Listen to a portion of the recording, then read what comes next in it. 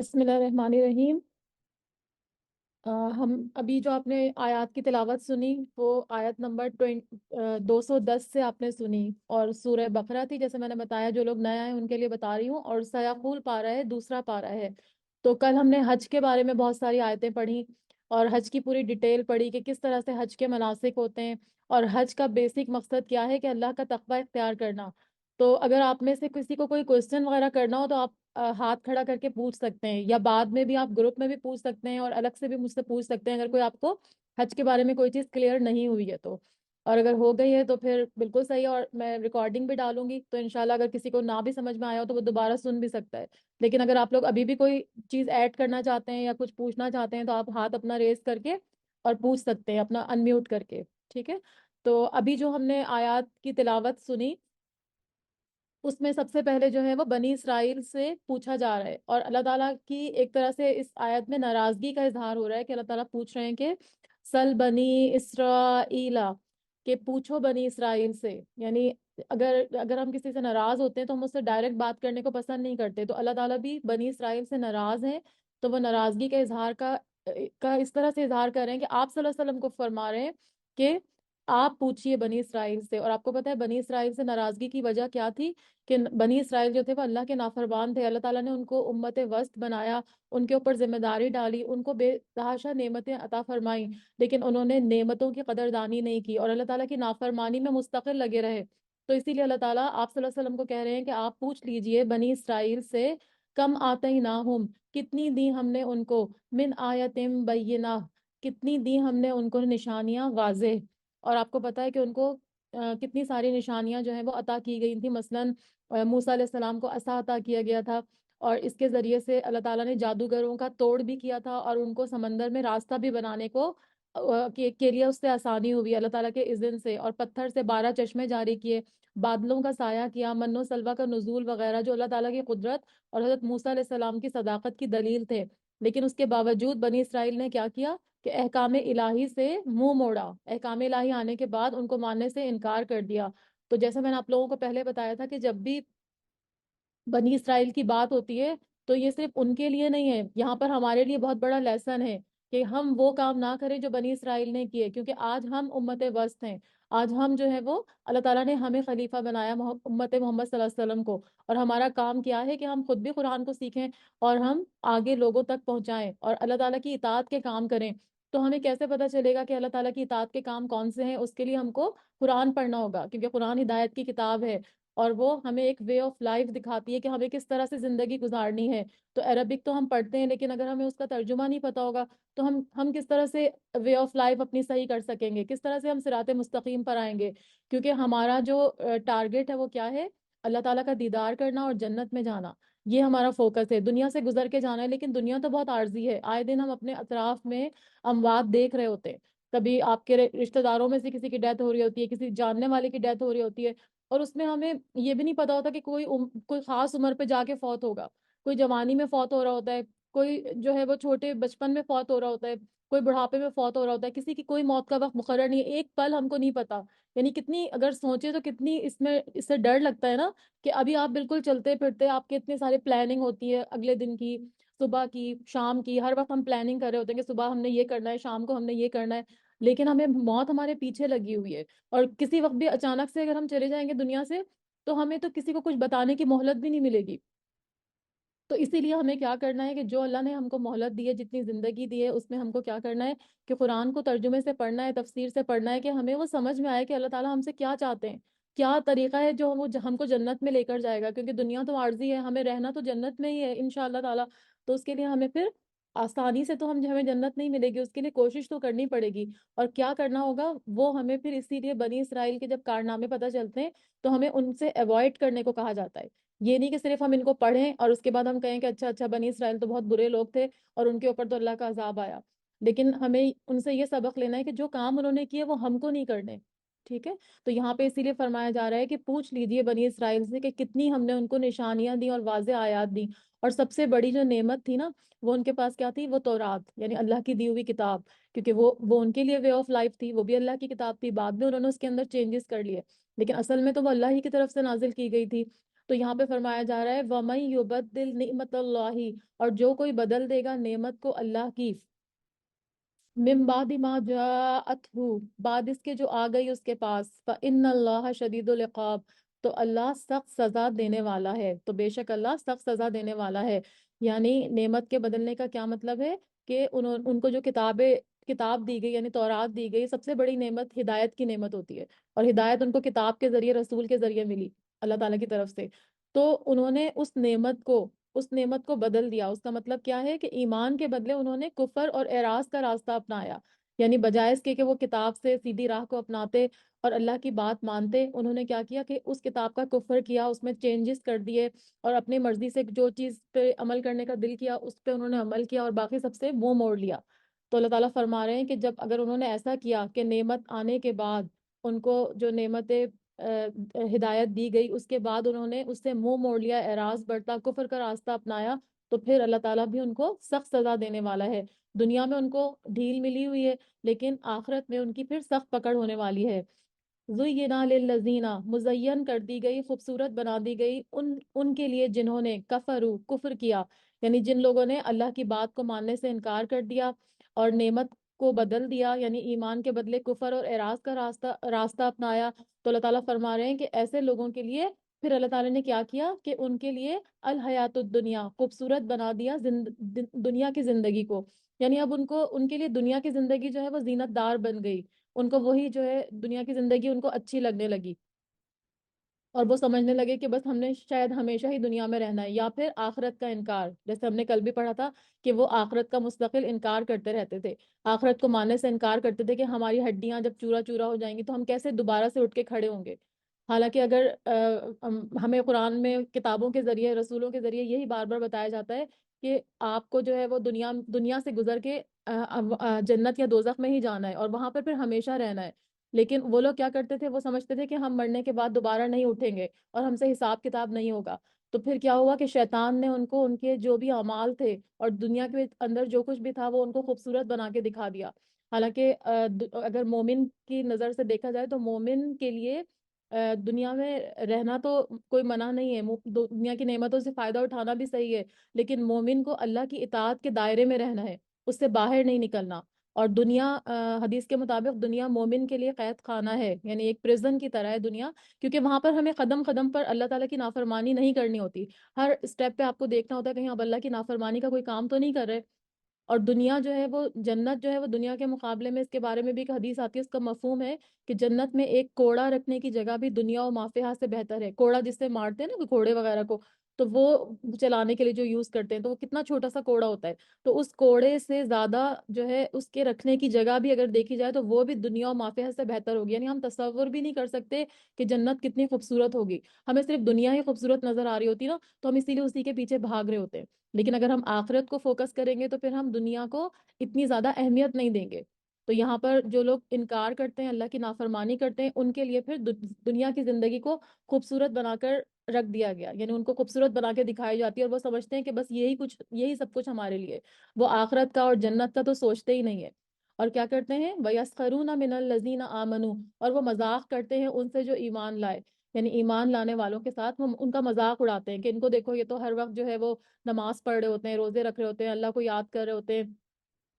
تو وہ اس کا مذاق اڑاتے ہیں کہ یہ لوگ دنیا میں رہ کے دنیا سے کوئی فائدہ نہیں اٹھا رہے اور دنیا کی خوبصورتی ان کو نظر ہی نہیں آ رہی، بس یہ تو بڑے ہی اللہ والے ہو گئے۔ تو ایسا ہوتا ہے اکثر، آپ دیکھیے گھر کے اندر بھی کوئی ایک آدھ شخص ایسا ہو جو دین کی طرف زیادہ ہو تو اس کا بھی مذاق اڑایا جاتا ہے۔ تو یہاں پر اس کی تفسیر میں بتایا جاتا ہے کہ مسلمانوں کی چونکہ اکثریت اکثر غربا پر مشتمل تھی، یعنی غریب لوگ تھے، جب شروع میں جب جو لوگ ایمان لائے تھے ان کی اکثریت غربا پر مشتمل تھی، تو وہ دنیاوی آسائشوں اور سہولتوں سے محروم تھے، ان کے پاس کوئی اس طرح کی آسائشیں اور سہولتیں نہیں تھیں، اسی لیے کافر جو تھے یعنی قریش مکہ جو تھے، جنہوں نے جو دین کا مذاق اڑانے والے تھے، وہ ان مسلمانوں کا مذاق اڑاتے تھے۔ تو ایسا اکثر ہوتا ہے کہ جن کے پاس پیسہ ہوتا ہے وہ دوسرے غریب لوگوں کا مذاق اڑاتے ہیں، اور ان ایمان والوں کا مذاق ہمیشہ سے اڑایا جاتا رہا ہے۔ تو یہاں بھی یہی فرمایا جا رہا ہے کہ کافروں کے لیے تو دنیا خوبصورت بنا دی گئی تھی، اور وہ کیا کرتے تھے، مذاق کرتے تھے ان لوگوں سے جو ایمان لائے۔ والذین اتقوا، اور وہ جنہوں نے تقوی اختیار کیا، فوقہم، اوپر ہوں گے ان کے، یوم القیامتی، قیامت کے دن، یعنی یہ جو ایماندار لوگ جن کا آج یہ دنیا میں مذاق اڑا رہے ہیں، اللہ تعالیٰ فرماتے ہیں کہ قیامت کے دن وہ ان کے اوپر ہوں گے۔ اور اگر دنیا میں بھی دیکھا جائے تو دنیا میں بھی وہ اللہ تعالیٰ کے محبوب تھے، وہ بندے جو اللہ تعالیٰ کی اطاعت کرنے والے تھے، تو وہ ویسے بھی دنیا میں بھی ان سے اوپر ہی تھے، لیکن آخرت میں تو اپنے ایمان کی وجہ سے اور اللہ تعالیٰ کی اطاعت کی وجہ سے وہ اوپر ہوں گے، تو پھر وہ ان کا مذاق اڑائیں گے۔ دنیا میں کافر مومنوں کا مذاق اڑاتے ہیں، لیکن اللہ تعالیٰ فرما رہے ہیں کہ جو پرہیزگار لوگ ہیں وہ قیامت کے دن ان سے اوپر ہوں گے، ان کافروں سے۔ واللہ یرزق من یشاء بغیر حساب، اور اللہ رزق دیتا ہے جسے وہ چاہتا ہے بغیر حساب کے، کیونکہ دنیا میں جو رزق کی تقسیم ہے نا، اس میں یہ نہیں دیکھا جاتا کہ کون ایماندار ہے اور کون بے ایمان ہے، تو جو ایماندار ہے ان کو زیادہ ملے گا اور جو اللہ تعالیٰ کے نافرمان ہے ان کو کم ملے گا، ایسا نہیں ہوتا۔ رزق کی تقسیم اللہ تعالیٰ نے دنیا میں آزمائش کے لیے دی ہے، کسی کو زیادہ دیا ہے کسی کو کم دیا ہے، دنیا کا نظام چلانے کے لیے۔ تو اگر کسی کو زیادہ نعمتیں ملی ہیں تو اس کو یہ نہیں سمجھنا چاہیے کہ ہم اللہ کے بہت چہیتے ہیں اسی وجہ سے ہم کو زیادہ ملا ہوا ہے، کیونکہ یہ تو اللہ نے اس کو آزمائش کے لیے دیا ہے۔ یہاں پر لکھا نا واللہ یرزق من یشاء بغیر حساب، اللہ تعالیٰ جس کو چاہتا ہے بے حساب رزق عطا فرماتے ہیں۔ آم، یعنی اہل ایمان کے جو فقر تھا اور سادگی تھا اس کے اوپر یہاں بتایا جا رہا ہے کہ کفار ان کا جو مذاق اڑاتے ہیں اس کا ذکر کر کے فرمایا جا رہا ہے کہ قیامت والے دن یہی جن کو یہ فقیر سمجھتے ہیں اپنے تقوی کی بدولت بلند و بالا ہوں گے، اور بے حساب روزی کا تعلق لکھا ہوا ہے کہ آخرت کے علاوہ دنیا سے بھی ہو سکتا ہے، کیونکہ پھر یہی ہوا تھا نا کہ دنیا میں بھی اللہ تعالیٰ نے جن کا یہ مذاق اڑاتے تھے، جن مومنوں کا جو کہ اتنے خوشحال نہیں تھے، تھوڑے عرصے بعد ان پر بھی فتوحات کے دروازے کھل گئے، وہ مختلف علاقے انہوں نے فتح کیے جس سے سامان دنیا اور رزق کی فراوانی ہو گئی۔ تو اللہ تعالیٰ کے ہاتھ میں رزق ہوتا ہے، اللہ تعالیٰ جب چاہے رزق چھین لے اور جب چاہے جو ہے وہ لوگوں کو عطا کر دے، تو اس کے اوپر فخر نہیں کرنا چاہیے کہ ہمیں ہمیں بہت زیادہ چیزیں ملی ہوئی ہیں تو اس کا مطلب ہے کہ ہم اللہ کے بہت چہیتے ہیں، ایسا نہیں ہے۔ اصل چہیتا اللہ کا کون ہے؟ جو اللہ کا سب سے زیادہ اطاعت گزار ہے، اور اللہ تعالیٰ کو کون شخص زیادہ پسند ہے؟ جو سب سے زیادہ پرہیزگار ہو، سب سے زیادہ تقوی کرنے والا ہو، اللہ سے ڈرنے والا ہو۔ کانا الناس امتا واحدہ، تھے لوگ امت ایک ہی، یعنی سارے گروہ جتنے بھی دنیا میں آئے سب توحید پر تھے، یعنی حضرت آدم علیہ السلام سے لے کے حضرت نوح علیہ السلام تک، یعنی 10 صدیوں تک تو لوگ توحید پر رہے اور اس کی تعلیم انبیاء دیتے رہے، اور لیکن بعد میں پھر شیطان نے کیا کیا؟ ان کے اندر وسوسہ اندازی کی، ان کے دلوں میں شرک کو ڈالا، اور پھر کیا ہوا؟ ان کے درمیان اختلاف پیدا ہو گیا، اور شرک تھا وہ عام ہو گیا۔ تو پھر جب بھی شرک آیا تو اللہ تعالیٰ نے اپنے دوسرے پیغمبروں کو بھیجا، لیکن سارے لوگوں کو ایک ہی توحید کا درس دیا پیغمبروں نے، اپنی اطاعت کرنے کو کہا، اور ساتھ ہی اللہ تعالیٰ کی نافرمانی، اللہ تعالیٰ کو ایک ماننے کو کہا، اللہ تعالیٰ کے ساتھ شریک نہ ٹھہرائیں وہ لوگ۔ تو یہاں پر یہی فرمایا جا رہا ہے کہ لوگ سارے ایک ہی امت تھے۔ فَبَعَثَ اللَّهُ، پھر بھیجا اللہ نے، النبیین، نبیوں کو، اور نبیوں کے آنے کا کیا مقصد تھا؟ مبشرین و منذرین، وہ خوشخبری دینے والے تھے اور ڈرانے والے بنا کر بھیجے گئے، یعنی جب بھی ان کے اندر کوئی شرک آیا یا اللہ کی نافرمانی آئی، اللہ کی اطاعت سے وہ دور ہوئے، تو اللہ تعالیٰ نے کیا کیا؟ نبیوں کو وہاں پہ بھیجا جو ان کو جنت کی خوشخبری دیتے تھے اور ان کو جہنم سے ڈراتے تھے اور آخرت سے ڈراتے تھے۔ وَأَنزَلَ مَعَهُمُ الْكِتَابَ بِالْحَقِّ، اور اس نے اللہ تعالیٰ نے نازل کی ان کے ساتھ کتاب ساتھ حق کے، یعنی ان کے ساتھ سچی کتابیں، اپنا کلام ان کو پیش کیا تاکہ لوگ ان کی بات پر یقین کریں۔ وہ اپنی طرف سے کچھ نہیں بتاتے تھے پیغمبر، وہ سب کچھ اللہ ہی کی طرف سے بتاتے تھے جو ان کے اوپر کتابوں میں وحی کیا جاتا تھا۔ لِيَحْكُمَ بَيْنَ النَّاسِ فِيمَا اخْتَلَفُوا فِيهِ، تاکہ وہ فیصلہ کرے درمیان لوگوں کے اس میں جو انہوں نے اختلاف کیا،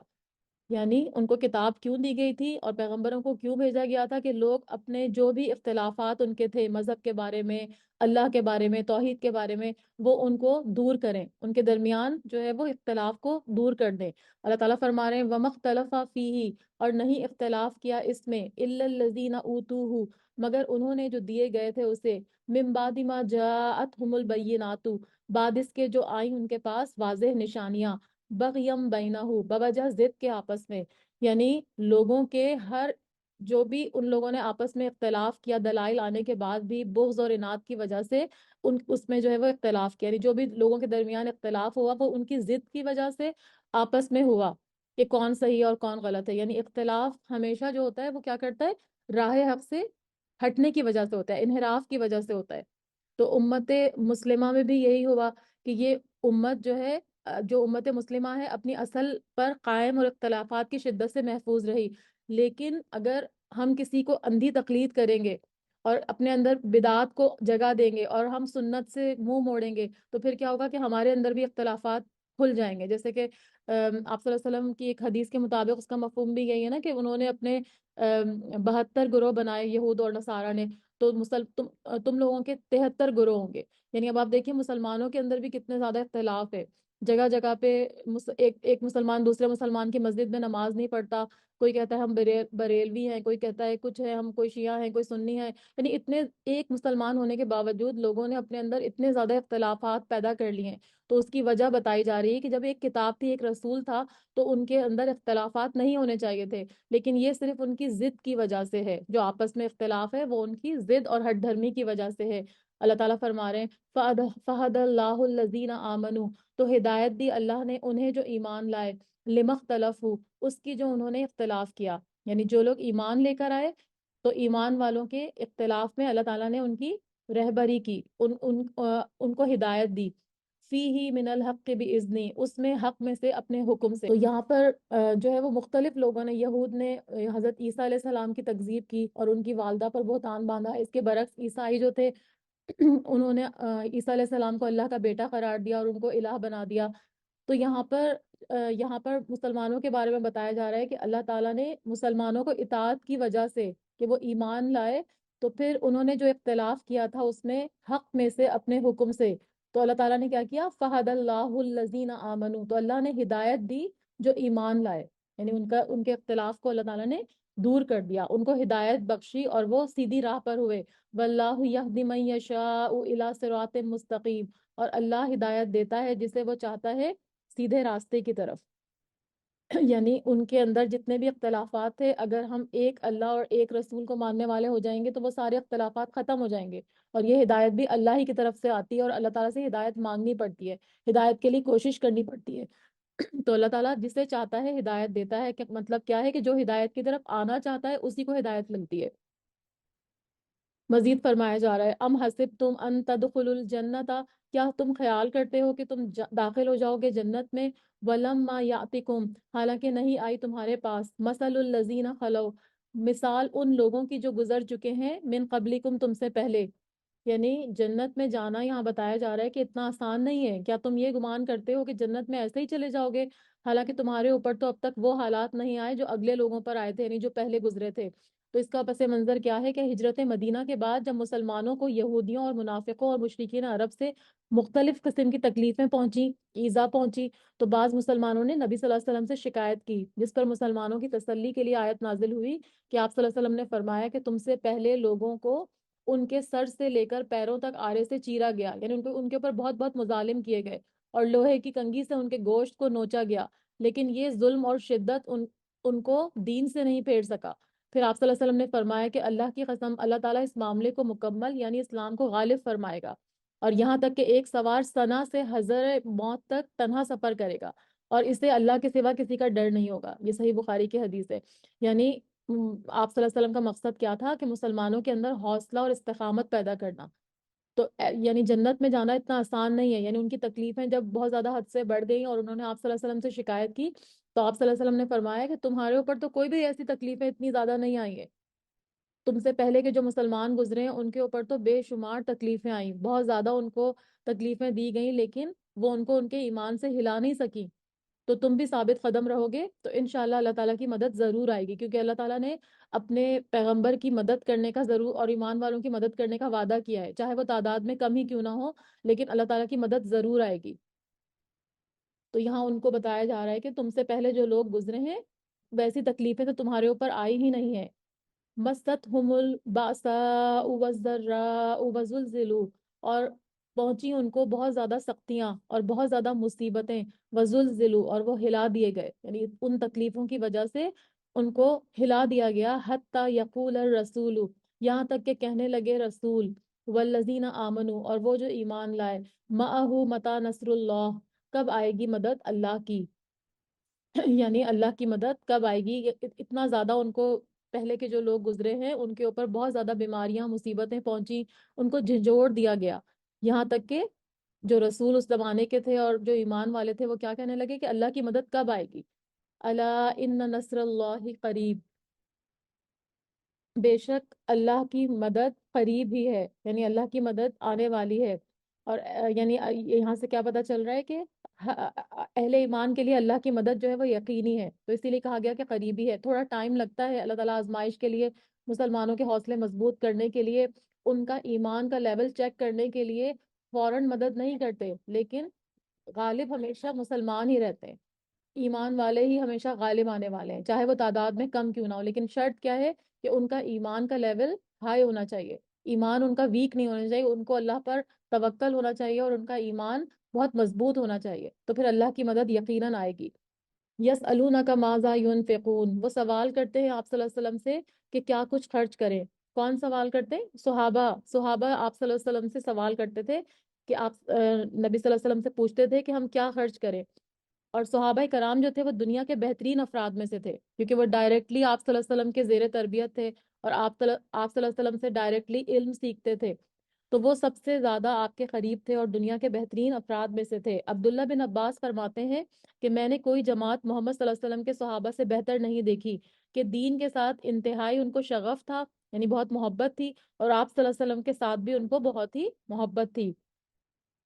اور آپ صلی اللہ علیہ وسلم کے ساتھ تعلق ہونے کے باوجود انہوں نے سوالات بہت کم کیے، کیونکہ میں نے آپ کو جیسے پہلے بھی بتایا تھا کہ بہت زیادہ سوالات کرنا اسلام میں پسندیدہ نہیں ہے، لیکن یہ ہے کہ آپ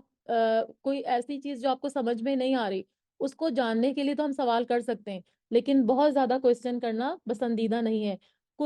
قرآن میں کل 13 مسئلے ایسے ہیں، 13 یعنی 13 مسئلے ایسے ہیں جن کے بارے میں صحابہ نے آپ صلی اللہ علیہ وسلم سے سوال کیا۔ اور سوال وہ کیوں کرتے تھے؟ صرف سوال بحث در بحث کے لیے نہیں کرتے تھے، بلکہ سوال اس لیے کرتے تھے کہ ان کو اس پہ عمل کرنا ہوتا تھا، اس کام پہ عمل کرنا ہوتا تھا۔ اب جب خرچ کرنے کی بات ہوئی کہ خرچ کرنا اللہ تعالیٰ کو پسند ہے، اپنے مالوں میں سے خرچ کرو، تو وہ آپ صلی اللہ علیہ وسلم سے پوچھنے لگے کہ ہم کیا کچھ خرچ کریں، اور یہ خرچ جو ہے وہ نفلی صدقات کے بارے میں، کہ انہوں نے پوچھا کہ کیونکہ جو زکوٰۃ کے بارے میں، جو فرض زکوٰۃ ہوتی ہے اس کے بارے میں تو آیات نازل ہو گئی تھیں، اس میں اللہ تعالیٰ نے بتا دیا تھا کہ کون کون اس کے مستحق ہیں۔ یہاں پر نفلی صدقات کی بات ہو رہی ہے کہ ویسے اگر آپ کوئی چیز صدقہ کرنا چاہتے ہیں تو وہ کیا ہو، تو فرمایا قل، آپ کہہ دیجئے، ما انفقتم، جو بھی تم خرچ کرو گے، من خیرن، مال میں سے، خیر مال کو بھی کہتے ہیں نا، تو جو بھی تم خرچ کرو گے مال میں سے، فللوالدینی، تو وہ والدین کے لیے ہے، سب سے پہلا حصہ والدین کا ہے۔ اور یہاں سے یہ بھی پتہ چل رہا ہے کہ یہ زکوٰۃ کے بارے میں احکام نہیں ہے، کیسے پتہ چل رہا ہے کہ والدین کو زکوٰۃ نہیں دی جاتی، ٹھیک ہے، لیکن والدین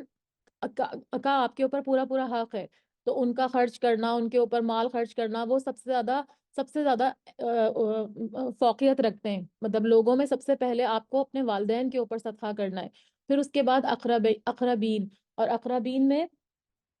قرابت دار، اور یہاں پر الف لگا ہے نا، اقربین، اقرب میں کیا ہوتا ہے کہ سب سے زیادہ سپرلیٹو ڈگری کے سب سے زیادہ قریب ترین آپ کے کون ہیں، ان میں کون کون لوگ ہو جائیں گے؟ سب سے پہلے آپ کے بہن بھائی، پھر سیکنڈ پہ ان کے بچے، پھر جو آپ کے والدین ہیں ان کے بہن بھائی، اور پھر نواسے نواسیاں اور پوتے پوتیاں، تو یہ سب سے زیادہ قریبی ہیں، پھر اس کے بعد مزید ایکسٹینڈڈ فیملی، لیکن خرچ کرنے کی جو بات ہوئی وہ سب سے پہلے والدین آئے، اس کے بعد قرابت دار، والیتامہ، اور یتیم، کیونکہ یتیم جو ہوتے ہیں وہ محروم ہوتے ہیں، اگر کسی کا والد فوت ہو جاتے ہیں تو وہ بچے محروم ہوتے ہیں، تو ان کو ان کا خرچہ دینا، اور ان کے سر پر شفقت کا ہاتھ رکھنا، ان کی جو بھی ضروریات ہیں ان کو پورا کرنا، تو یہ سب مطلب یہ سب سے پہلے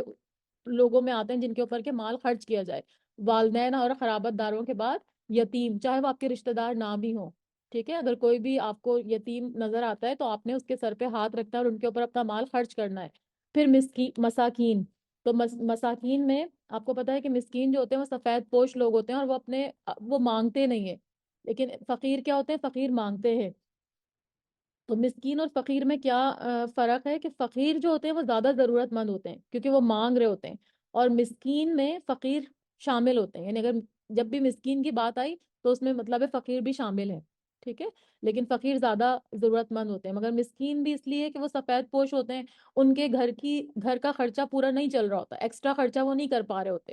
تو اسی لیے ان کو مسکین کہا جاتا ہے، لیکن وہ در در جا کے ہاتھ نہیں پھیلاتے، مانگتے نہیں ہیں، تو اسی لیے ہمیں اطراف میں اپنے ادھر ادھر دیکھتے رہنا چاہیے، اپنے ریلیٹیوز میں، اپنے قریب میں، اپنے پڑوسیوں میں، کہ کوئی ایسا تو نہیں ہے کہ جو بہت ہی مصیبت میں ہے اور وہ غیرت کے مارے کسی کے آگے ہاتھ نہیں پھیلا رہا، تو ہمیں ایسے لوگوں کو بھی دیکھنا چاہیے. اور پھر وابن السبیل، مسافر کے لیے. مسافر جو ہے وہ ویسے اگر عام حالات میں، اچھے حالات میں بھی ہو، مطلب وہ اچھا ہو، امیر ہو، کھاتا پیتا ہو، لیکن سفر میں اگر اس کو کوئی پیسے کی ضرورت پڑتی ہے، کوئی اور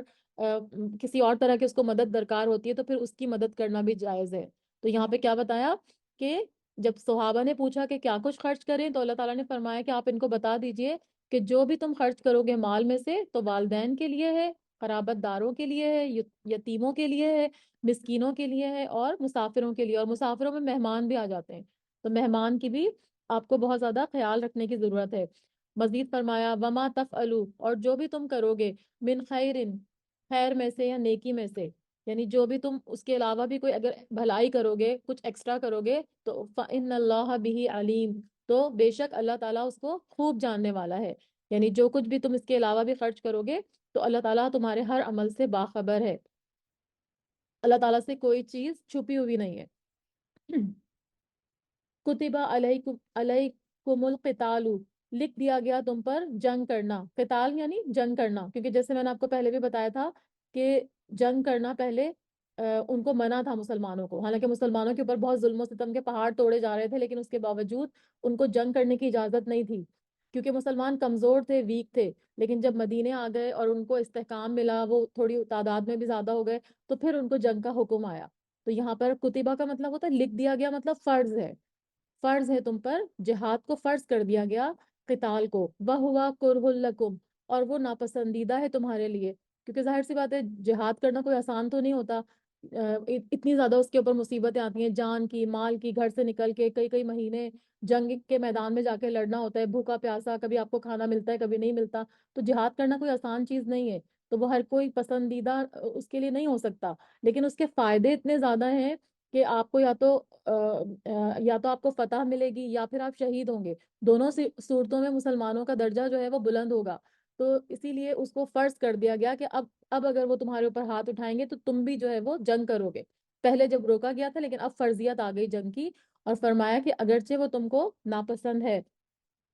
تو یہاں پر جہاد کا حکم دیا گیا. اور فرمایا کہ اگرچہ تم کو یہ ناپسند ہے، وَعَسَىٰ أَن تَكْرَهُوا، اور ہو سکتا ہے کہ تم ناپسند کرو، شَيْئًا، کسی چیز کو، وَهُوَ خَيْرٌ لَكُمْ، اور وہ بہتر ہو تمہارے لیے. اب یہاں پر اگر جنگ سے ہٹ کے بھی کوئی بات کی جائے، تو اس کے علاوہ کوئی اور بھی عمل کی بات ہو سکتی ہے عام حالات میں بھی. یعنی جہاد کے حکم کی مثال دے کر اہل ایمان کو سمجھایا جا رہا ہے کہ اللہ کے ہر حکم پر عمل کرو، چاہے تمہیں وہ ناگوار ہی کیوں نہ لگے، کیونکہ اس کے انجام اور نتیجے کو صرف اللہ ہی بہتر جانتا ہے، تم بہتر نہیں جانتے. ہو سکتا ہے کہ اس میں تمہارے لیے بہتری ہو، جیسے کہ اگر کوئی فرض کریں پردے کا حکم ہے، کوئی اور ایسا حکم ہے جو ہم کو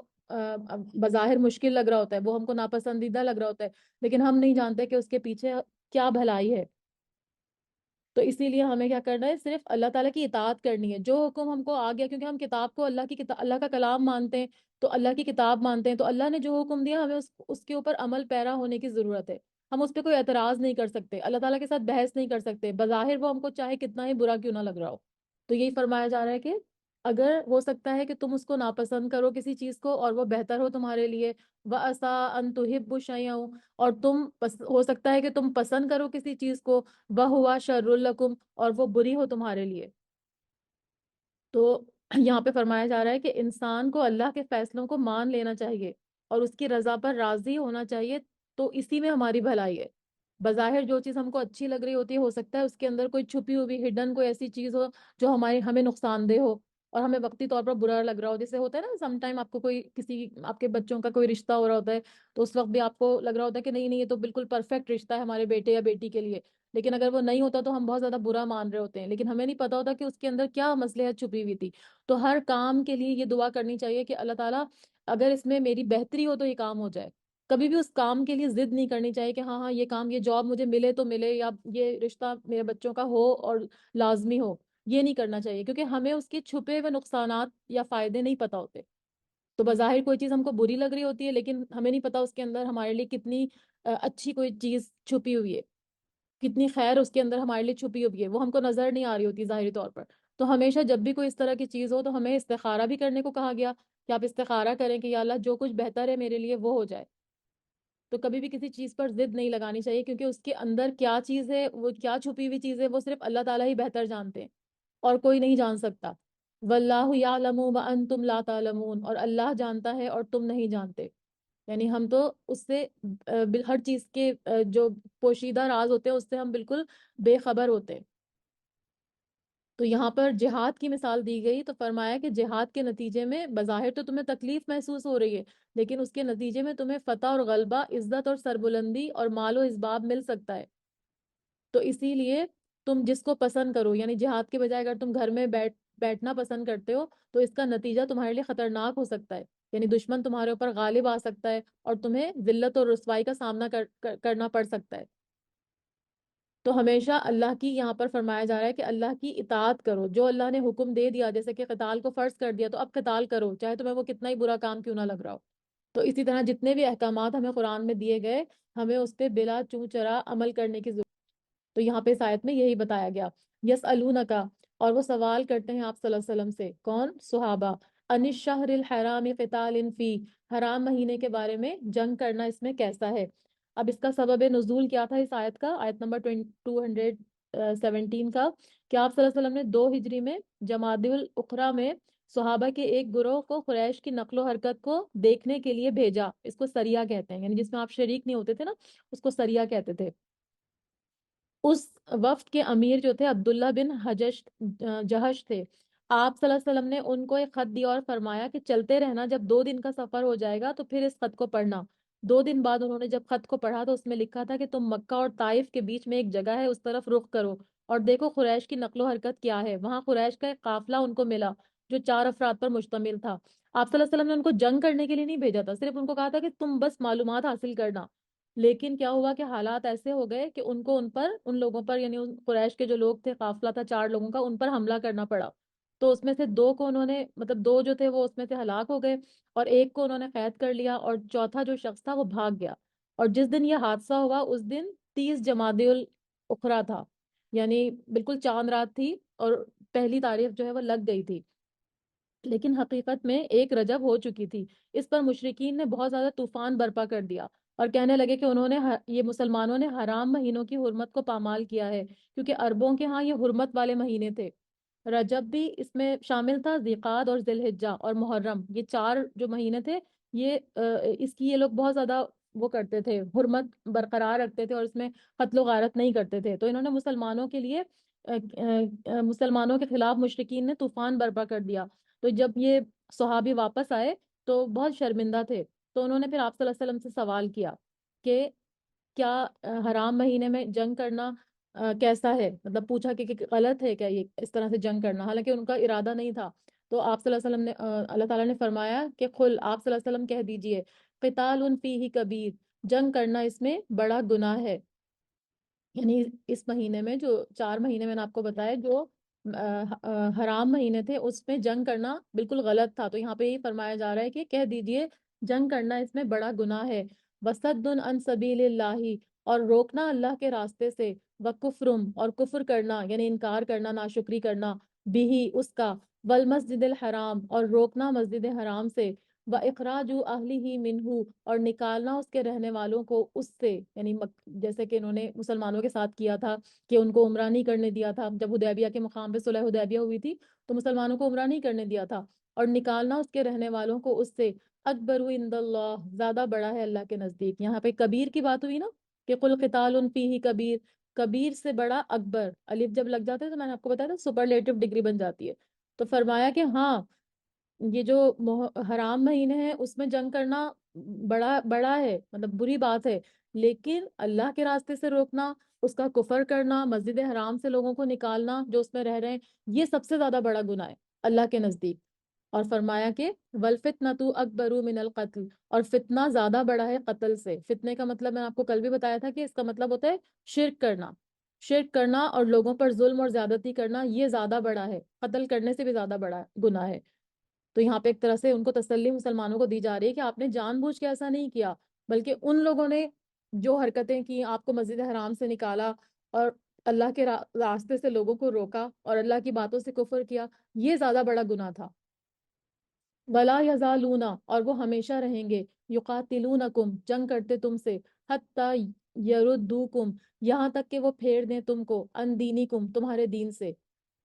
ان استطاعوا، اگر وہ استطاعت رکھیں. تو اللہ تعالیٰ کیا فرما رہے ہیں اس آیت میں کہ یہ لوگ جو کفار مکہ ہیں یہ ہر وقت تم سے جنگ کرتے رہیں گے، یہ لوگ تم سے لڑائی بڑھائی کرتے ہی رہیں گے، یہاں تک کہ اگر ان سے ہو سکے تو تمہیں تمہارے دین سے پھیر دیں. کیا مطلب ہے کہ یہ اپنی شرارتوں اور سازشوں سے تم کو مرتد بنانے کی کوشش کریں گے. مرتد کون ہوتا ہے؟ جو اسلام لانے کے بعد واپس مڑ جاتا ہے، دین سے پھر جاتا ہے. تو وہ یہ کوشش کرتے رہیں گے، اس سے باز نہیں آئیں گے. تو پھر تم ان سے مقاتلہ کرنے میں شہر حرم کی وجہ سے کیوں رکے ہوئے ہو؟ یعنی جب وہ لوگ کسی مہینے کی حرمت کا خیال نہیں رکھتے اور تمہیں جو ہے وہ اپنی شرارتوں سے سازشوں سے باز نہیں آتے، تو پھر تم کو بھی ان سے قتال کرنے سے رکنے کی کوئی ضرورت نہیں ہے. یہاں پہ یہ فرمایا جا رہا ہے وَمَن يَرْتَدِدْ، اور جو کوئی پھر جائے گا یعنی مرتد ہو جائے گا، اللہ کے دین سے پھر جائے گا، منکم تم میں سے، ان دینی ہی اپنے دین سے، فیمت اور وہ اسی حالت میں مر جائے. یعنی مرتد کی سزا تو اس کو قتل کرنا ہے نا، اور اگر وہ دین اسلام لانے کے بعد اس سے پھر جائے اور اسی دین سے پلٹ کر ہی وہ اسی کفر کی حالت میں مر جائے، تو اللہ تعالیٰ فرما رہے ہیں وَهُوَ كَافِرٌ، اور اس حال میں کہ وہ کافر ہو موت کے وقت، فَأُولَٰئِكَ حَبِطَتْ أَعْمَالُهُمْ، تو یہی وہ لوگ ہیں ضائع ہو گئے ان کے عمل، فی الدنیا والآخرہ، دنیا میں بھی اور آخرت میں بھی. یعنی ایسے لوگوں کے دنیا کے اعمال جو بھی انہوں نے نمازیں پڑھی، نیک عمل کیے، روزے رکھے، لیکن وہ دین سے پھر گئے تو ان کے سارے اعمال ضائع ہو جائیں گے. اور آخرت کے بھی، کیونکہ ظاہر دنیا کے اندر جو نیک عمل کریں گے وہی ہمارا اکاؤنٹ آخرت میں بنے گا نا، اسی کا اجر ہم کو آخرت میں ملے گا. تو جب دنیا کے سارے اعمال ضائع ہو گئے مرتد ہونے کی وجہ سے، تو پھر آخرت میں بھی کچھ بھی نہیں رہا، کوئی حصہ نہیں رہا. تو فرمایا کہ وَأُولَٰئِكَ أَصْحَابُ النَّارِ، اور یہی لوگ ہیں آگ کے ساتھی ہیں، یعنی یہی لوگ آگ میں رہنے والے ہیں، ہم فیہا خالدون، اور وہ اس میں ہمیشہ ہمیشہ رہیں گے، یعنی پھر ان کو وہاں سے کوئی نکال نہیں سکے گا. تو اس میں کیا بتایا جا رہا ہے کہ جو دین سے پھر جائے گا یعنی توبہ نہ کرے اور اسی حالت میں فوت ہو جائے، تو پھر کیا ہوگا کہ وہ جہنم میں جائیں گے اور ہمیشہ ہمیشہ اسی میں رہیں گے. اور اگر دنیا میں وہ زندہ رہے تو اس کی سزا قتل ہے. حدیث میں آتا ہے کہ من بدل دینہ فقتلوہ، جو کوئی دین کو بدل لے تو اس کو قتل کر دو، یہ اس کی سزا ہے مرتد کی. تو اس سے کیا معلوم ہو رہا ہے کہ ایمان کی حالت میں کیے گئے اعمال صالح جو بھی اس نے کیے لیکن کفر کرنے کی وجہ سے وہ سارے کے سارے ختم ہو جائیں گے. ٹھیک ہے، جس طرح ایمان قبول کرنے سے انسان کے پچھلے گناہ معاف ہو جاتے ہیں، اسی طرح کفر اور ارتداد کرنے سے یعنی مرتد ہونے سے تمام نیکیاں برباد ہو جاتی ہیں. تو اگر وہ توبہ نہیں کرے گا مرنے سے پہلے تو پھر کیا ہوگا کہ اس کو پھر جہنم میں ڈال دیا جائے گا اور وہاں وہ ہمیشہ رہے گا. ان الذین آمنوا، اس کے برعکس بے شک وہ لوگ جو ایمان لائے، والذین ہاجروا وجاہدوا، اور وہ جنہوں نے ہجرت کی اور جہاد کیا. جہاد کا مطلب، ہجرت کا مطلب کیا ہوتا ہے؟ اللہ کی خاطر غلط کام کو چھوڑ دینا، یا اللہ کی خاطر گھر بار کو چھوڑ دینا. یعنی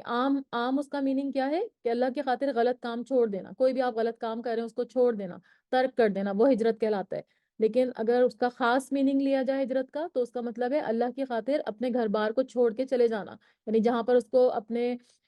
جو ریچولز ہیں، جو نماز روزے پہ پابندی سے روکا جا رہا ہے، تو پھر وہ وہاں سے چھوڑ کے وہاں چلا جائے جہاں پہ اس کو ان تمام چیزوں کو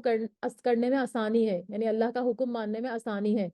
تو یہ ہجرت کہلاتی ہے. تو یہاں پر ان لوگوں کی تعریف ہو رہی ہے جو ایمان لائے اور انہوں نے ہجرت کی، وجاہدوا اور جہاد کیا، کیونکہ جہاد کا جب حکم آ گیا تو پھر جہاد کرنے کا حکم تھا، اس سے رکنے کا نہیں تھا. فی سبیل اللہ، اللہ کے راستے میں. اولئک یرجون رحمت اللہ، یہی وہ لوگ ہیں جو امید رکھتے ہیں اللہ کی رحمت کی، یعنی وہ اللہ کی رحمت کے امیدوار ہیں. یعنی یہ ابھی بھی وہ گارنٹی نہیں ہے کہ وہ جنت میں جائیں گے. تو وہاں پر بھی اللہ تعالیٰ کی رحمت سے وہ پر امید ہیں کہ ہم نے اللہ کی اطاعت میں ہجرت بھی کی، جہاد بھی کیا، ایمان بھی لائے، تو یقیناً ہم اللہ کی رحمت میں داخل ہوں گے. واللہ غفور الرحیم، اور اللہ بہت بخشنے والا ہے اور بہت ہی رحمان ہے. یسألونک عن الخمر والمیسر، اور وہ سوال کرتے ہیں آپ سے شراب یعنی نشے کے بارے میں اور جوئے کے بارے میں. یہ کون سوال کر رہے ہیں؟ صحابہ سوال کر رہے ہیں، کیونکہ ابھی کوئی شراب کے بارے میں واضح حکم جاری نہیں ہوا تھا، اور بہت سے صحابہ بھی ایسے تھے جو شراب پیتے تھے کیونکہ کوئی واضح احکامات اب تک نہیں آئے تھے. اور جوا کھیلنا بھی بہت سارے لوگوں، مطلب وہاں پہ اس وقت عرب میں یہ ایک معمول تھا کہ لوگ جوا بھی کھیلتے تھے اور شراب بھی پیتے تھے. تو شراب کا جو پہلا حکم ہے وہ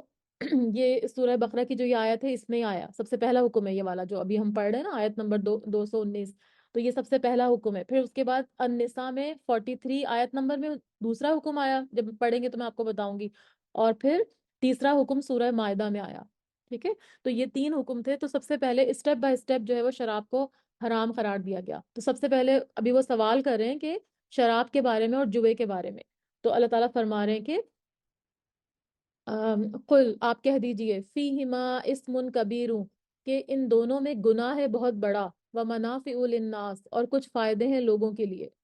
یعنی جب ان سے شراب اور جوئے کے بارے میں آپ صلی اللہ علیہ وسلم سے مسئلہ پوچھا گیا تو فرمایا گیا آپ اللہ تعالیٰ وہ خود اپنی مرضی سے تو آپ صلی اللہ علیہ وسلم کچھ بھی نہیں کہتے تھے نا، تو اللہ تعالیٰ کی وحی کا انتظار کرتے تھے. تو وحی میں بتایا گیا جب ان کو، تو وہ اللہ تعالیٰ ان کو فرما رہے ہیں آپ صلی اللہ علیہ وسلم کو کہ آپ بتا دیجئے کہ ان دونوں میں بڑا گناہ ہے، یعنی دین کے اعتبار سے بہت بڑا گناہ ہے. اور کیا فرمایا کہ کچھ فائدے ہیں لوگوں کے لیے، جیسے کہ اگر کوئی جو لوگ شراب کا بزنس وغیرہ پہلے اس زمانے میں کرتے تھے تو ان کو کچھ فائدے ہوتے تھے، مالی طور پر بھی ان کا جو ہے وہ مال ان کا مال جو ہے وہ بڑھ جاتا تھا، یا کوئی اور ان کو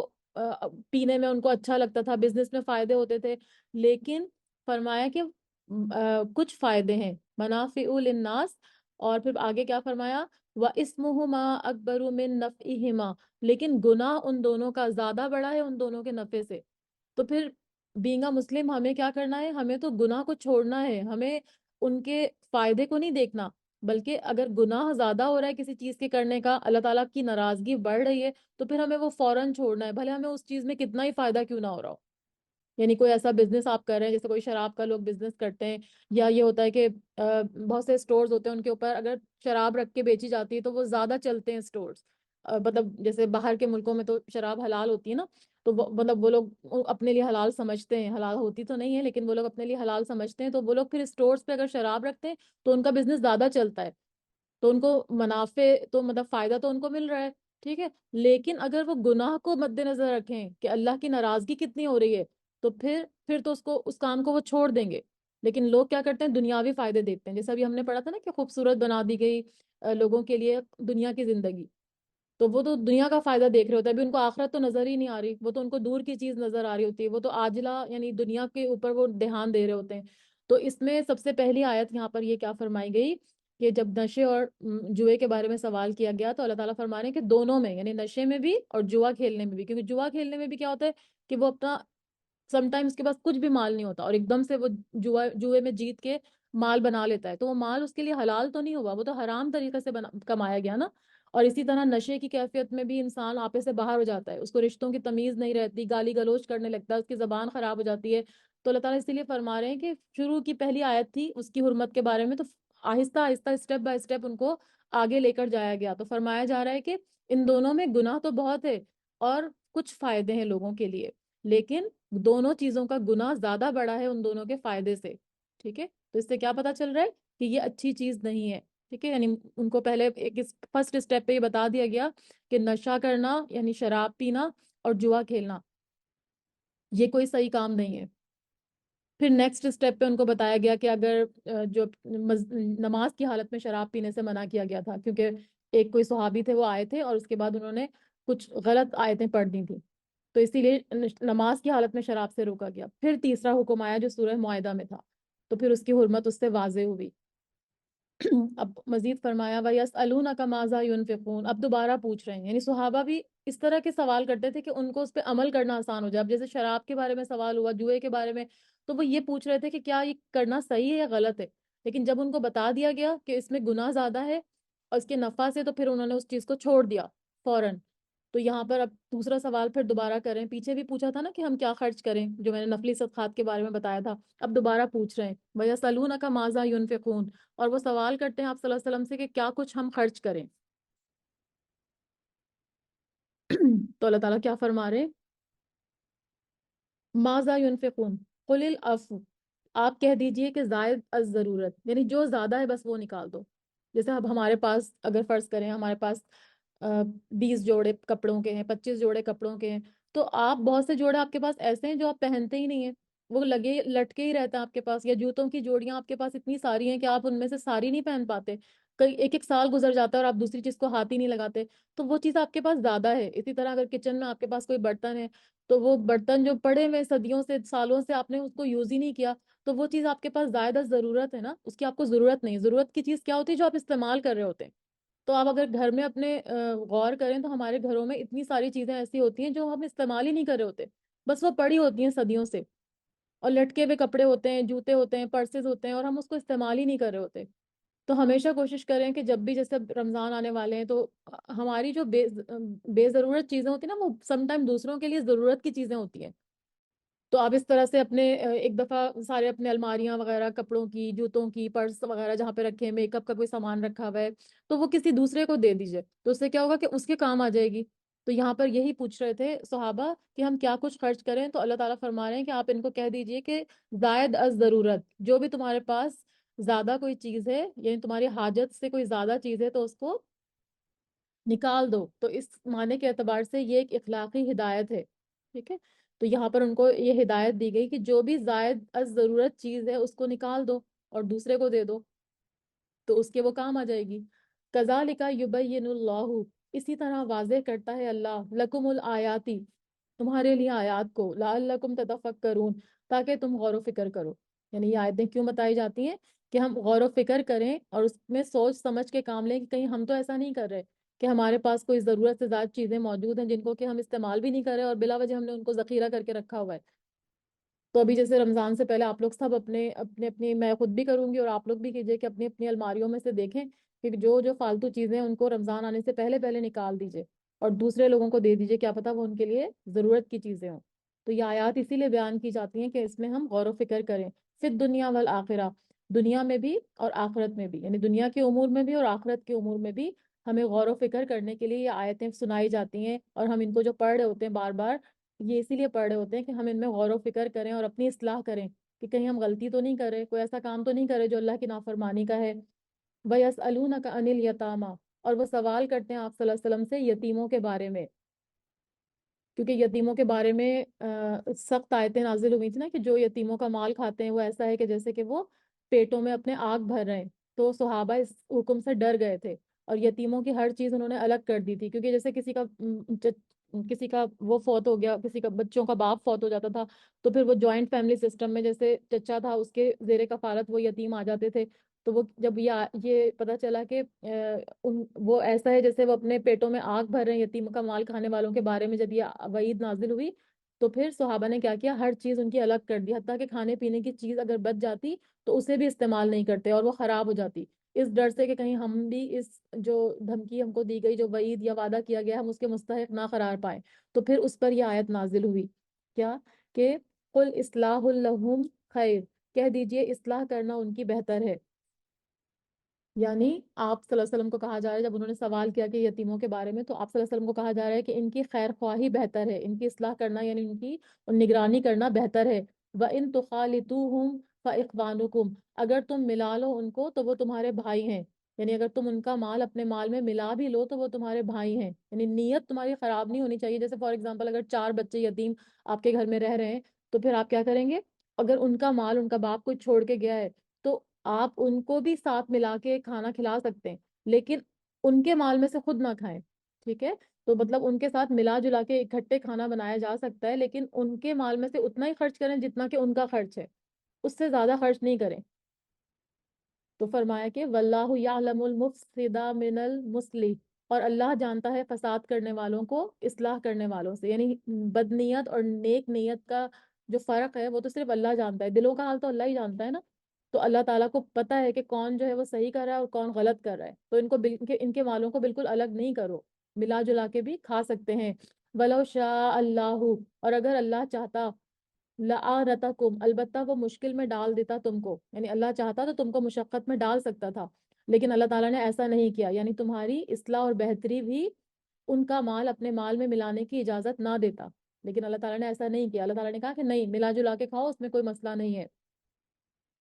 بلو شاء اللہ، اور اگر چاہتا اللہ، لآنتکم، البتہ وہ مشکل میں ڈال دیتا تم کو، ان اللہ عزیز حکیم، اور بے شک اللہ بہت زبردست ہے اور خوب حکمت والا ہے۔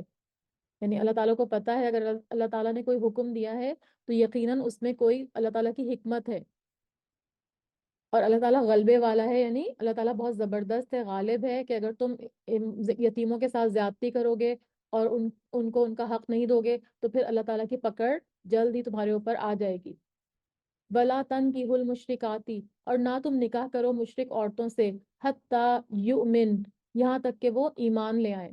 یعنی شرک کرنے والی عورتوں سے جب تک کہ وہ ایمان نہ لائیں نکاح کرنے کی اجازت نہیں تھی۔ اور مشرک عورتوں سے مراد جو بت کو پوجنے والی عورتیں تھیں، کیونکہ اہل کتاب یہودی اور عیسائی عورتوں سے نکاح کرنے کی اجازت قرآن نے دی ہے، ٹھیک ہے، لیکن کسی مسلمان عورت کا نکاح کسی اہل کتاب مرد سے نہیں ہو سکتا۔ ان کی عورتوں کا، اہل کتاب عورتوں کا نکاح مسلمان مردوں سے ہو سکتا ہے، لیکن مسلمان عورت کا نکاح نہیں ہو سکتا۔ حدیث میں آپ کو سنا دیتی ہوں کہ کس وجوہات کی بنا پر عورت سے نکاح کیا جاتا ہے۔ حدیث میں آتا ہے کہ نبی صلی اللہ علیہ وسلم نے فرمایا کہ عورت سے 4 وجہ سے نکاح کیا جاتا ہے: مال، حسب نسب، حسن و جمال اور دین کی وجہ سے۔ تم دیندار عورت کا ہی انتخاب کرو، یہ صحیح بخاری کی حدیث ہے۔ یعنی یہ 4 چیزیں آپ دیکھ سکتے ہیں: مال اس کا، حسب نسب کہ وہ کس خاندان کی ہے، کیا حسب نسب ہے، اس کا حسن و جمال کیسا ہے، یا پھر دین۔ لیکن اللہ تعالیٰ فرما رہے ہیں، یہاں حدیث میں فرمایا جا رہا ہے، نبی صلی اللہ علیہ وسلم فرما رہے ہیں کہ دین کی وجہ سے جو ہے وہ دیندار عورت کا انتخاب کرنا زیادہ بہتر ہے، کیونکہ پھر وہ آگے آپ کے بچوں کی پرورش کرے گی۔ تو اگر وہ بے دین ہوگی یا دین سے دور ہوگی تو پھر وہ بچوں کی پرورش بھی صحیح طریقے سے نہیں کر پائے گی۔ تو باقی چیزیں بھی دیکھنے کی اجازت ہے، لیکن سب سے زیادہ فوقیت جو ہے وہ دین کی کرنی چاہیے، کہ وہ عورت کا دین کیسا ہے، وہ دیندار عورت ہے یا نہیں ہے۔ لیکن یہاں پر مشرک عورتوں سے نکاح کو منع کیا جا رہا ہے کہ جب تک وہ ایمان نہیں لائیں گی ان سے نکاح جو ہے وہ جائز ہی نہیں ہے۔ ولا امتن، اور البتہ لونڈی، مؤمنتن، مومنہ، خیرم، بہتر ہے، من مشرکتن، مشرک عورتوں سے، ولو اعجبتکم، اگرچہ وہ اچھی لگے تمہیں۔ یعنی مشرک عورت چاہے تمہیں کتنی بھی اچھی لگے، لیکن اگر کوئی لونڈی ہے جو کہ ایمان والی ہے، مومنہ ہے، تو پھر کیا کرنا ہے کہ اس سے نکاح کرنا زیادہ بہتر ہے۔ یعنی وہ آپ دیکھیں کہ ایک مشرک جو آزاد عورت ہے، وہ مالدار بھی ہے، سب کچھ ہے، حسین بھی ہے، سب کچھ ہے، لیکن اگر وہ ایمان نہیں لاتی تو اس سے نکاح جائز نہیں۔ اس کے برعکس اگر ایک لونڈی ہے، ایک کنیز ہے، تو اگر وہ اتنا زیادہ اس کے پاس مال بھی نہیں ہے اور شکل صورت بھی نہیں ہے، لیکن اگر اس کے پاس ایمان کی دولت ہے، وہ مومنہ ہے، تو پھر کیا کرنا ہے کہ اس سے نکاح کرنا زیادہ بہتر ہے، اگرچہ تمہیں مشرک عورت کتنی اچھی کیوں نہ لگے۔ ولا تنکحوا المشرکین، اور نہ تم نکاح کرو کر کے دو مشرک مردوں کو، حتی یؤمنو، یہاں تک کہ وہ ایمان لے آئیں۔ یعنی عورتوں کا نکاح بھی مشرک مردوں سے جائز نہیں ہے، جس طرح سے مشرک عورتوں سے مسلمان مردوں کا نکاح جائز نہیں ہے، ایسے ہی مسلمان عورتوں کا نکاح مشرک مردوں سے جائز نہیں ہے جب تک کہ وہ ایمان نہیں لے آتے۔ ولا عبد مؤمن، اور البتہ غلام مومن، خیر من مشرکن، بہتر ہے مشرک مرد سے۔ یعنی اس کے بجائے، اگر مشرک مرد کی بجائے کسی مسلمان عورت کا نکاح کسی غلام مومن مرد سے کر دیا جائے تو وہ زیادہ بہتر ہے مشرک مرد کی نسبت۔ وَلَوْ أَعْجَبَكُمْ، اور اگرچہ وہ اچھا لگے تمہیں، چاہے مشرک مرد کتنا ہی تمہیں اچھا کیوں نہ لگے، لیکن اس سے نکاح کرنا بالکل بھی صحیح نہیں ہے، ٹھیک ہے، جب تک کہ وہ ایمان نہیں لے آتا۔ اس کے برعکس غلام سے نکاح کیا جا سکتا ہے۔ اولئک یدعون الی النار، اور یہی وہ لوگ ہیں جو بلاتے ہیں آگ کی طرف۔ یعنی یہ لوگ جو مشرک لوگ ہیں، یعنی مشرک مرد یا مشرک عورت جن سے نکاح کو منع کیا جا رہا ہے، اللہ تعالیٰ فرما رہے ہیں کہ یہ لوگ آپ کو جہنم کی طرف بلاتے ہیں۔ واللہ یدعو الی الجنت والمغفرۃ باذنہ، اور اللہ بلاتا ہے جنت کی طرف اور بخشش کے اپنے اذن سے۔ یعنی یہ لوگ آپ کو جہنم کی طرف بلاتے ہیں اور اللہ جنت کی طرف اور اپنی بخشش کی طرف اپنے حکم سے بلاتا ہے۔ وَيُبَيِّنُ آیاتہ، اور وہ واضح کرتا ہے آیات اپنی، للناسی، لوگوں کے لیے، لعلہم یتذکرون، تاکہ وہ نصیحت پکڑیں۔ یعنی یہ آیتیں کیوں بتائی جا رہی ہیں، ان کو مشرک لوگوں سے نکاح سے منع کیا جا رہا ہے، کیونکہ پھر وہ آپ کو آگ میں لے کے جانے والے ہوں گے۔ پھر ان سے جو بچے پیدا ہوں گے وہ بھی جو ہے وہ شرک کا راستہ اختیار کریں گے، اور پھر شرک جو ہے وہ آپ کو آگ میں لے جانے والا ہوتا ہے، کیونکہ اللہ تعالیٰ ہر کسی کو معاف کر دیں گے لیکن اللہ تعالیٰ شرک کو معاف نہیں کریں گے۔ تو یہ بہت بہت ہی مطلب محتاط رہنے والی چیز ہے۔ جیسے اب جو لوگ باہر رہتے ہیں، جن کے بچے باہر رہتے ہیں، تو ان کو پھر اس بات پہ خاص اس کا اہتمام کرنا چاہیے کہ وہ اس طرح نہ ہو کہ کہیں وہ وہاں پہ جو شرک کرنے والے لوگ ہیں، اللہ سے دور ہیں، ان کو پسند کر لیں اور ان سے شادیاں کر لیں۔ تو اپنے بچوں کی شروع سے تربیت کرنی چاہیے، تاکہ آپ ان کو بتائیں کہ یہ چیز اللہ تعالیٰ نے اس کی اجازت نہیں دی، اور اس کا ریزن بھی بتا دیا کہ کیا ہے، کہ وہ لوگ آپ کو آگ کی طرف بلاتے ہیں، جبکہ جو مومن لوگ ہوتے ہیں اور اللہ آپ کو کس طرف بلاتا ہے، وہ جنت کی طرف، مغفرت کی طرف بلاتا ہے۔ تو یہ آیتیں جو بتائی جاتی ہیں وہ کیا ہے، اس آیتوں میں آپ کو کھول کھول کے لوگوں کے لیے واضح کر دیا جاتا ہے، تاکہ آپ نصیحت پکڑیں. تو قرآن کو نصیحت کی کتاب اسی لیے کہا جاتا ہے نا کہ جب ہم قرآن پڑھتے ہیں تو پھر ہماری آنکھیں کھلتی ہیں، پھر ہمیں پتہ چلتا ہے کہ کیا ہمارے لیے اچھا ہے اور کیا ہمارے لیے برا ہے. بظاہر کوئی چیز ہم کو اچھی لگ رہی ہوتی ہے لیکن ہمیں نہیں پتا اس کے اندر کتنی زیادہ برائی ہے. تو اللہ تعالیٰ ہمیں عمل کی توفیق عطا فرمائے، ہمیں قرآن پڑھنا سمجھنا اور اس کے اوپر عمل کرنے والا بنائے، اور ہمیں تمام نافرمانی کے کاموں سے دور کر دے. ربنا تقبل منا انك انت السميع العليم وتب علينا انك انت التواب الرحيم يا ارحم الراحمين الہی آمین. حسبنا اللہ ونعم الوکیل نعم المولا ونعم النصیر. سبحانك اللهم وبحمدك نشهد ان لا اله الا انت نستغفرك ونتوب الیک. السلام علیکم ورحمۃ اللہ وبرکاتہ. جزاک اللہ خیر.